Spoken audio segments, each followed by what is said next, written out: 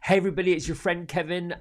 I'm going to dispense of the little intro I usually do for the vibe of the day because I think I need to redo it or have something different. I'm in the mood to do it. It just takes a while to create one of those. But we're on number 2 of our commitments for change, commitments for growth, whatever you want to call it. And just to remind everybody what that is, here it is. 12 commitments for change. You could say 12 commitments for growth. You could call them the laws of transformation. You can call them whatever you want. I like these commitments because I feel like when we choose something, the gap between choosing what we want to change and committing to it is where we get lost in it, where we get lost in that change. So number 2, be willing to come apart. Oof, this is something I think is a bit of a mess for lots of people, including myself. And, you know, some of us might go to that place of, okay, we've got to get messy, we've got to get this, and we're uncomfortable with it. No. It's recognizing that the coming apart, the undoing of things is really all about giving up control.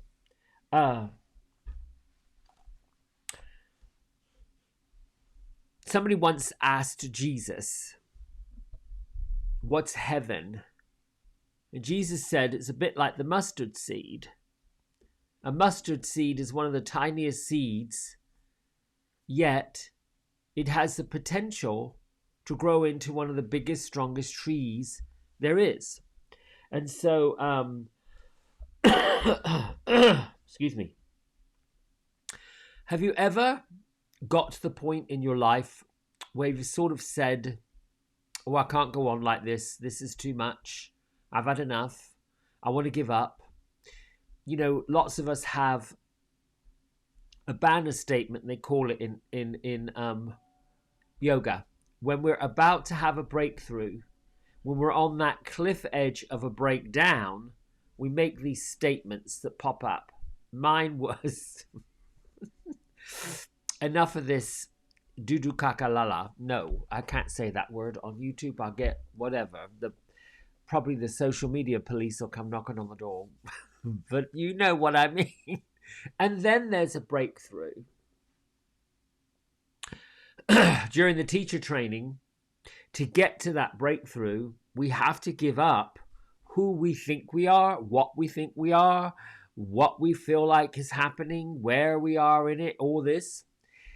Because to not do it is to deny ourselves this full potential of who we really are underneath it.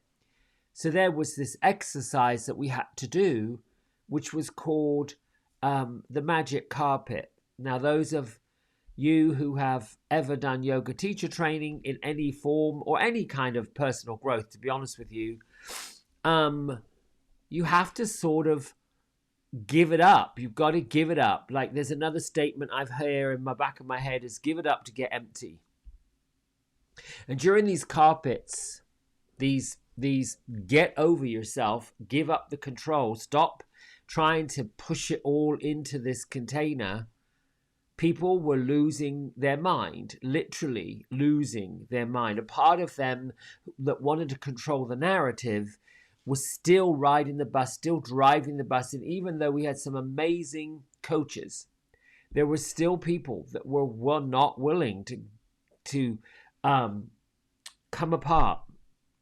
I remember one fellow who was a surgeon, and we were getting to the point of we had to learn a nursery rhyme or some kind of song that was well known. Take Me Out to the Ball Game was one. Old MacDonald Had a Farm was another one. That was mine. There was all kinds of things that we had to learn over a lunch break, not knowing what we have to learn this for. And of course, people are having lunch.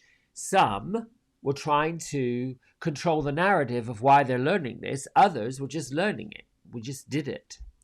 That was me. I don't care. I know old MacDonald. So we go back into our room. We're split up into groups, and there may be 13, 14 people in each group.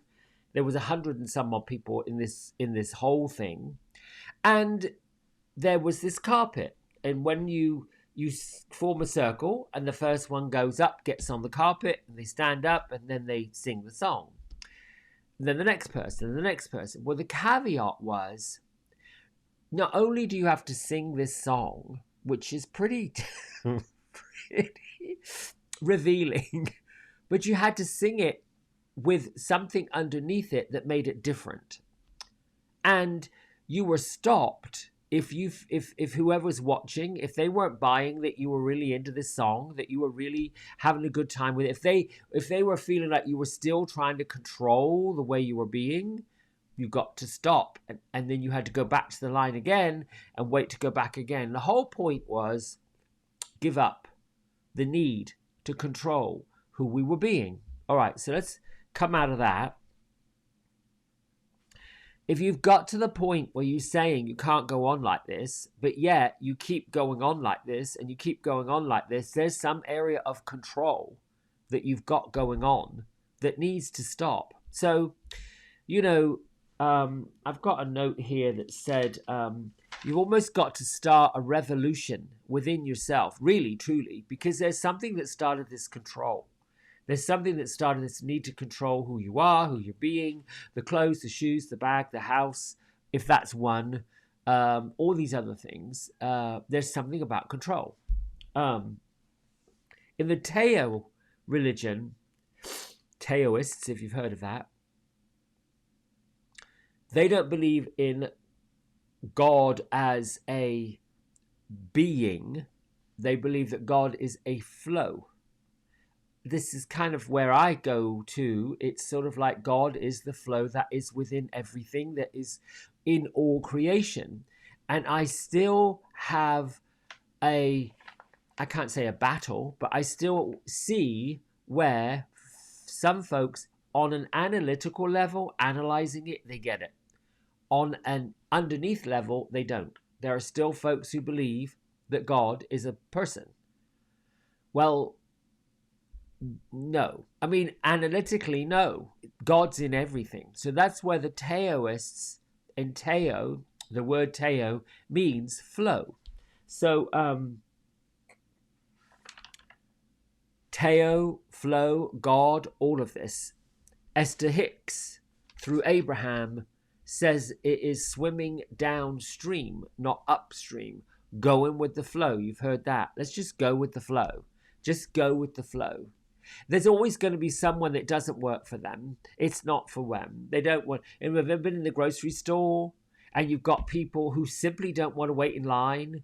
There's two people checking people out, but yet there's more than two people wanting to be checked out. And the people that are 2, 3, 4 deep, they're trying to tell other people to hurry up, let's go, blah, blah, blah, blah, blah, blah, blah, because they don't want to be inconvenienced. It's all I can do. When I get those situations, is to say, okay, stop already, please. Just get in line. Here's a magazine. Read some gossip, because that's why they're there. Please trust me. I mean, I find out all my juicy gossip when I pick up one of those magazines and waiting in line. I'm like, ooh, she did this with him and that. No. Okay, then put it back. Here's my groceries. Thank you. And here's the other thing, part of that. Let's go. If you've got a device, please get on it, check your email, do whatever you got to do, because that's really what you want to do. All right, so God, Taoism, the flow, it's all an ecosystem. It's all in complete alignment. This flow, this energy, this vibration controls everything. The sun, the planets, the up and the down, the in and the out, really, truly. We are but those mustard seeds in the bigger flow. So then go expand that out even more. We're not even close to seeing and how our potentiality truly is, because we're so busy trying to control what happens next, trying to control who does what with who and where and why and how and all this. What happens if you just let it go and see what happens? Letting it go and see what happens. coming apart, pulling away the part that you've tried to hold on to.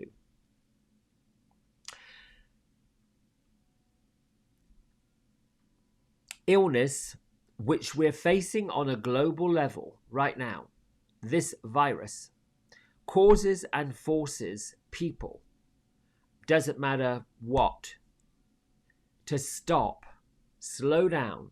You're either having a revolution and you're going to come out the other side, or you're going to go to the other side. Simple. That's the flow. That's the flow that works in the universe. It doesn't discriminate. The angels, the archangels, the people of forgiveness say, if you truly have had enough, if you don't want to live to your full and highest potential, boom, whoosh, you're gone. Done. Over. If this hasn't, in the last 18 months to 2 years, in a way, and I'm not trying to be ratchet or rude, if it hasn't woken people up to the core of their being, do you want to be part of whatever's going on? Or do you want to leave? There's that choice. It's awful for those who have to wake up to knowing that someone they love and they care about, someone that they were just part of their life, has whoosh, gone. There's a sadness. There's a grief. There's this feeling of, oh, gracious. But it should wake us up to sort of get to revolt, to say, woof, not revolt, protest and get all upset because of what's happening, but just really revolt. Really say, you know what, I got to make some changes. I got to do some things if I want to be part of what's going to go on next. Because everything is always changing. It has to change. It has to change. But if you're in control, and what is this thing you say, I wish things would go back to normal. No. You want to control what it was. But before we had coronavirus, whatever you want to call it, Omicron, the Delta, the this, the that, the boom, the do, whatever you want to call all those things, and I'm not going to get in that lane because that's nothing to do with me. We had other life-threatening diseases. There's a number of people that are dealing with cancer. There's a number of people before that were dealing with the AIDS epidemic. Before that, it was all kinds of things that come along that pop up that are potentially life-threatening. So how is it now that we get to this point where here's another virus? Well, probably because it's quick, it's fast, it's contagious, and woof, it's deadly. Done. Serious. It's the difference between life and no life. So what do I want to say about that before I send you on your way thinking, oh my God, that was just an awful commitment of the day? It all has to do with being a control freak. Seriously. Control freaks don't sleep very well. Control freaks constantly are trying to control what's going to happen next. We have to give that up. We have to give up this idea that someone's doing, saying, being, having, got something more. Because the truth is, we're not really in control at all. If you have this conversation with God or spirit or angels, what have you, they want the utmost best for us. The spirit world does. For those who I have channeled their loved ones, who've gone over the other side and had conversations with them, it's quite delightful because they will come and they will tell whoever's still here, live your life fully. Give up the stress. When it's time to slow down, slow down. Learn to love. Learn to love yourself. Learn to relax. Learn to enjoy life. Learn to dance like nobody's watching. Learn to sing even if you are off key. Learn to do the things. Just do it. Just get out there and have fun doing it. So where we have to sort of come apart, we have to undo all of that. Be willing to come apart. Be willing to give up the control. So, excuse me. What really is control? Control is about fighting. It's fighting for the job, fighting for the relationship, fighting for the money, fighting for the weight, fighting for the. It's all about getting. The getting, fight to get. I want to get more. I want to have more. I want to go more. I want to get. I want to get. I want to get. I want to get. I want to get. I want to get. I want to get. Well, guess what? The getting gets got. You will get got. Somehow, some way. It's all blowing up, blowing up, blowing up, blowing up. So, when we look at whether we're pointing our fingers at government, because that seems to be the target these days. Not sure what to do about that, but there you go. The only way to receive what we're looking for or to have this incredible life is to relax. Have you ever noticed that when you are not feeling very well, and I've had a weekend of whatever this is, which I think is weather related, but yesterday I slept a lot. In my feeling of being all this nasally stuff, all this draining, I just relaxed. I just chose to let the dog hair be on the floor, let the, dust settle. All this rain is like cleansing. Okay, the draining, cleansing, the moving, cleansing. It's like, ooh. And instead of, oh, I can't handle this. This is too much. This is this. No, I'm just like, well, this is a chance for me to go sleeping. A chance for me to rest and relax and just receive whatever's coming. Whatever needs to come is going to come. Buddha said, or the Buddha, suffering is inevitable. Only if we believe that everything will last forever. Nothing lasts forever. Nothing lasts forever. You have today, you've got right now, and that's it. Tomorrow is something that is not guaranteed. Yesterday, we've already used that up, spent it. And my point of saying to this, it's if you are wanting to be part of this revolution, wanting to be part of, I want to commit to change what I'm doing. You've got to look at, number one, we said, seek the truth. What's the truth? What is really the truth? You're not poor. You're certainly not fat. You're certainly not all the nasty, ugly things you say yourself. You're beautiful. And you're part of one of those mustard seeds that's on the planet being planted in the ground to bloom into something potential. But you don't have to be more potential than somebody else. You just be potential. Let's face it. The truth is, two cells came together and created you. That's it. That's pretty unbelievable. So the flow, you're in the flow. You're in this flow of life. You got it. But how are you just investing that flow? Just give it up, let go, just move, do it. Yes, there are times, I don't want to be glib and say, well, that's all right for you to say, because I hear it. My guides and my angels are saying, all right, you need to speak to the people that aren't getting this. Because there are people that would say, oh, really? That's great for you. Except, as I've shared, in my own life, type 2 diabetes, denied. But they've been telling me forever, you are way overweight. You need to lose some weight. That's been going on since I was about 9 years old. No, a bit longer than that. Somewhere in there, I blew up like a marshmallow. Then, all this stuff in my childhood. You're this, you're that, you're all these things.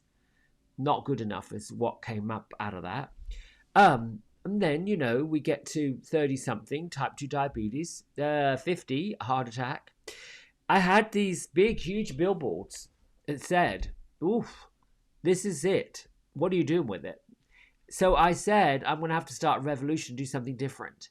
There are always going to be these blocks in your life.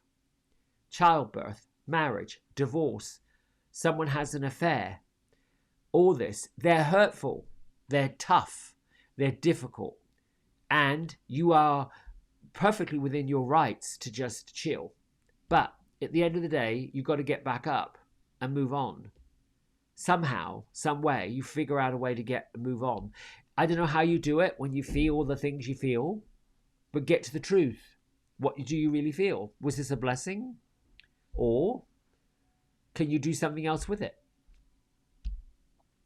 Okay, so tomorrow we are working with, let's have a look at what tomorrow's commitment is. Oh, by the way, I took a fabulous bath last night. Oh, thank you. I found this thing at Target. It was a plug stopper thing. OXO makes it, slaps it down over the plug and filled that baby up with hot soapy water, stuck some rose absolute in the water, and I had myself a lovely candlelit bath with all this gorgeous music on. It was so good. All right. Law number 3, step out of your comfort zone. I say law, commitment. So you got to commit to getting out of your comfort zone. That's really a key. It's this idea that we've got to be comfortable all the time or we're not going to get anywhere. Right, my loves, let's get to the cards because I think you want to get a reading or something. Where's our camera? Is this not working? Okay, well, it's not working. Well, what's to do? This one's working. The other one's not coming on. Oh, well, not to worry. I'll shuffle and I'll put them down and we'll see what comes up. Father in the sky, Mother in the earth, angels, ancestors,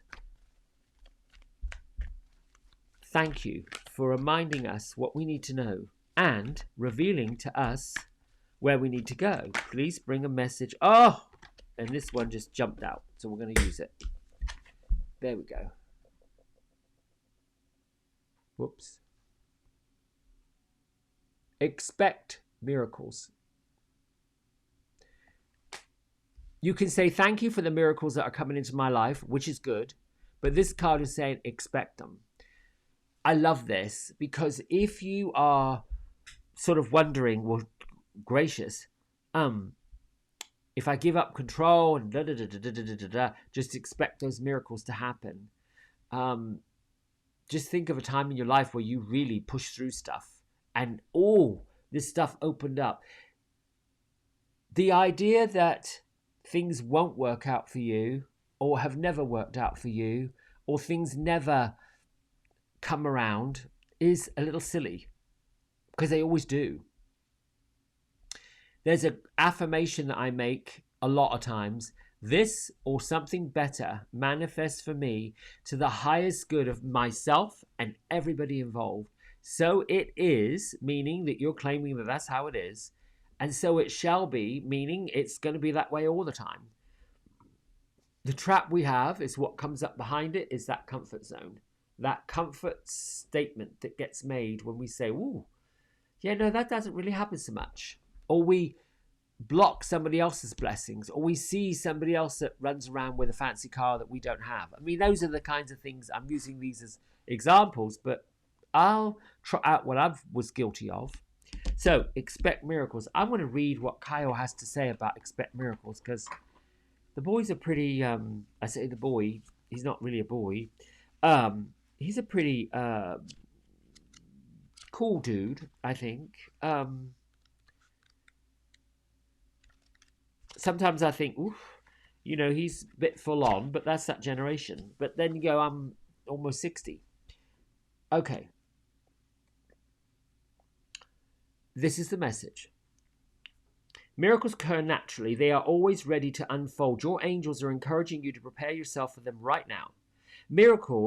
A miracle, doesn't have to be extravagant, exchange in circumstances. It can be a simple shift. It creates a wave of love in your life. If you need something positive to happen, you are praying hard for something, this card brings you the message that something exciting and healing is about to unfold. In order to help this along, you are being guided by your angels to recognize and honor your worth. Realize that you are absolutely worthy of miracles and that they will unfold in your life. Your entire life has been brought together by miracles. They are happening all the time, and the miracle that you need isn't. And the miracle that you need isn't a difficult one, because in the hands of the divine, the flow, Teo, anything is possible. The mustard seed. How the goodness does this ever line up right? It's just unbelievable. Not really. It's just truth. All right. Place yourself in a golden light. Remember that the light of God is within you. Teo, flow, all of that. It's all part of who we are. The mustard seed. Remember, right within you, right there in the heart of your being, your soul. Good things happen for you. But in order to manifest something wonderful in your life, you have to believe that it's possible. You could be seeing the miracle you need as impossible or even too big. Ultimately, this is exactly what's blocking it from happening. So change it. Your angel guide is inviting you to open your mind and heart and see what you need being delivered to you. Feel that it's already in your life. Feel grateful for all your blessings, and you'll allow the miracles you deserve to unfold. That's what I like about that is that when you start finding gratitude, when you start being grateful for the friends, the people in your life that do such great things for you, more piles up. It just won't stop. It's like a gush. So get into the gushing. Get into the gushing that if you want miracles, you've got to stop believing that they won't happen. Why do you think you're here? Really? I mean, do you think you went before the flow and said, listen, I want to go and have this crazy, awful life? No. You want to have a good life. You want to enjoy life. You want to have a loving life. Find a way to do it.